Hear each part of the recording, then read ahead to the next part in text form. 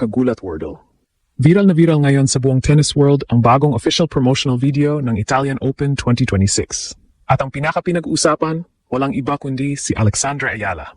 Sa loob lang ng halos 19 segundo, ginulat ng prestihiyosong torneo sa Rome ang buong social media ng isa sa pinaka-prominenteng mukha sa kanilang The Future Plays in Rome campaign ay isang Pinay mismo. Mula sa aerial shots ng legendary Foro Italico hanggang sa mabilis na montage ng mga next-generation stars ng women's tennis, kapansin-pansin agad si Alex. Naka-white top, black shorts, white visor, at bumibitaw ng malulutong na forehand at backhand sa clay court na parang isang tunay na global superstar. Hindi ito simpleng cameo lang. Pinili talaga siya ng organizers ng Internazionale BNL d'Italia bilang bahagi ng bagong mukha ng world tennis. At bakit malaking bagay ito? Kasi bihira nating makita ang isang Filipino athlete na maging sentro ng official promotion ng isang world-class Masters 1000 tournament. Pero ngayon, si Alex mismo ang simbolo ng bagong era ng tennis. Mula Marikina hanggang Rome, mula junior sensation hanggang WTA rising star, ibang level na talaga ang inaabot ng Pinay pride na ito. Fresh pa ito matapos ang kanyang impressive first-round victory laban kay Magdalena Frech sa Italian Open 2026, kung saan halos dinumina niya ang opening set. Kaya naman lalong umugong ang social media. Sa X, TikTok at Facebook, puro proud Pinoy at future superstar ang komento ng fans. Hindi na lang basta prospect si Alex ngayon. Unti-unti na siyang ginagawang mukha ng future ng women's tennis. At para sa milyon-milyong Pilipino, isa itong historic moment na hindi basta makakalimutan. Ibang klase na talaga ang nangyayari kay Alex. Hindi na ito simpleng promising young athlete story lang. Ang pinag-uusapan natin ngayon ay isang tunay na global breakthrough moment para sa Philippine tennis. Dahil sa unang pagkakataon sa kasaysayan, isang Pinay ang isa sa pangunahing mukha ng official promotional campaign ng Italian Open, isa sa pinaka-prestihiyosong clay court tournament sa buong mundo. At mas lalong nakakagulat, hindi veteran superstar ang binida.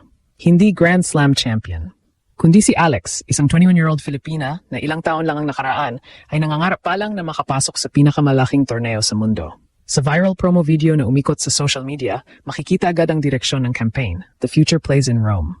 Ibig sabihin, ang mga ipinakita dito ay mga atleta na nakikita ng tennis world bilang bagong mukha ng sport.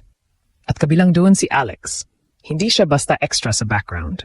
Multiple shots ang ibinigay sa kanya. Malinaw na gusto siyang ipakilala ng tournament organizers bilang bahagi ng next generation ng women's tennis. Habang tumatakbo ang cinematic shots ng Foro Italico at ang intense clay court exchanges ng mga rising stars, lumitaw si Alex na sobrang composed at confident.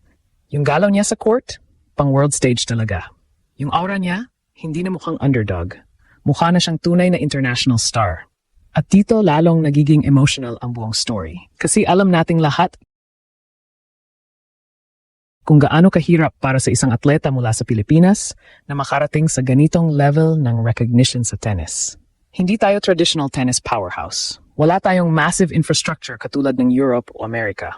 Hindi rin kasing laki ng funding ng ibang bansa ang support system natin. Pero despite all of that, nandito ngayon si Alex featured sa isang global campaign alongside the sport's brightest young talents. Parang simbolito ng mga sinunod. Dati, kapag may Filipino athlete sa international sports promotions, basketball o boxing, agad ang naisip ng mundo.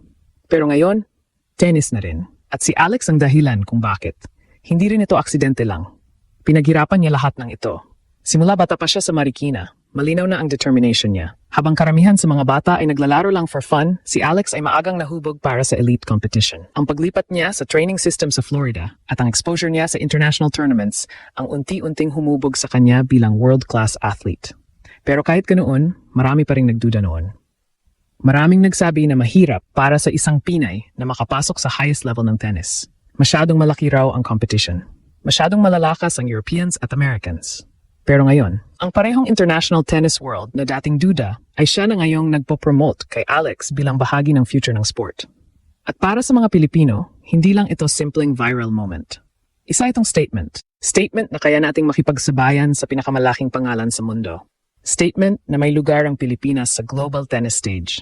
At higit sa lahat, patunay ito na si Alex ay hindi na lang simpleng racing star. Isa na siyang tunay na next generation superstar.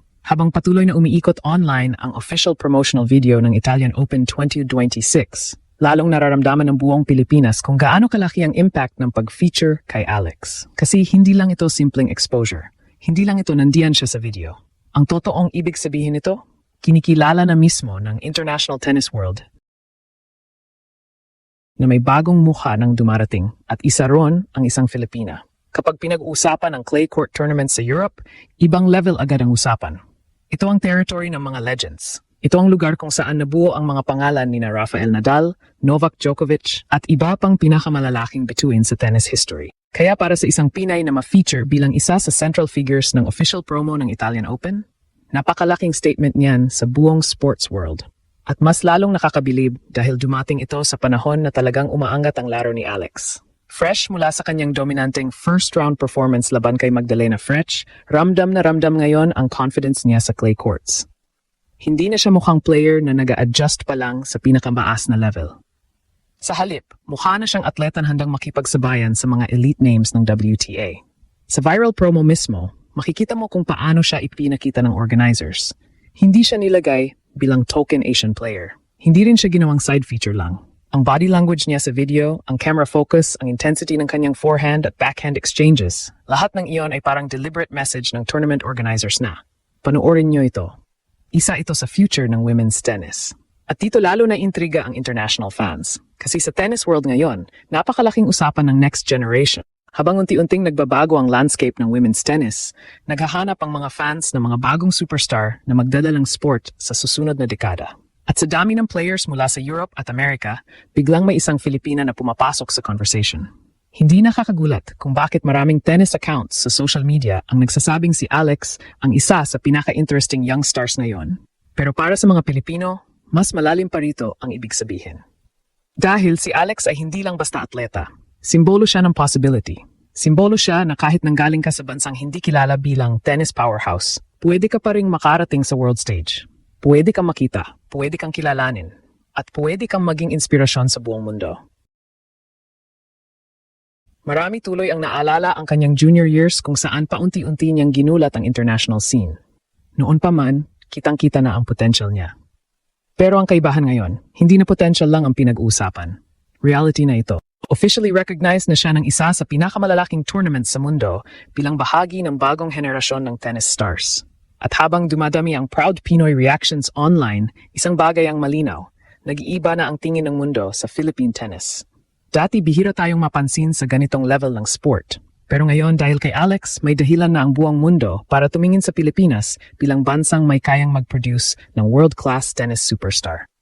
At baka ito pa lang talaga ang simula. Dahil kung promo video pa lang ay ganito na kalaki ang impact niya, paano pa kaya kapag tuluyan na siyang nakapasok sa mas malalalim na rounds ng biggest tournaments sa mundo? Paano pa kapag nagsimula na siyang lumaban para sa major titles? Doon ngayon, nagsisimulang mangarap ang buong Pilipinas.